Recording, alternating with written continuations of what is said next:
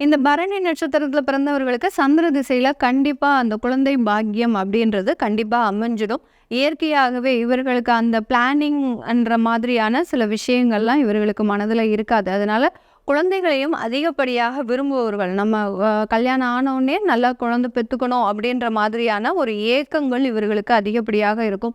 ஏன்னா, அந்த குழந்தைகளை வளர்க்கறதுல, பராமரிக்கிறதுல இவர்களுக்கு ரொம்ப இன்ட்ரெஸ்ட் அதிகமாக இருக்கும். அந்த குழந்தையோட விளையாடுறது, அந்த குழந்தையோட நேரம் செலவழிக்கிறது, இதெல்லாமே இந்த பரணி நட்சத்திர அன்பர்களுக்கு இருக்கிறதுனால, அந்த குழந்தை பாக்கியம்ன்றது சந்திர திசையில இருக்கும். குழந்தை பிறந்ததுக்கு அப்புறம் இந்த பரணி நட்சத்திர அன்பர்கள் கொஞ்சம் லைஃப்ல சில பிரேக் எடுக்கக்கூடிய ஒரு டைம். பெண்களாக இருந்தாங்க அப்படின்னா, அந்த குழந்தைக்காக தன்னுடைய வேலையவே விட்டுருவாங்க.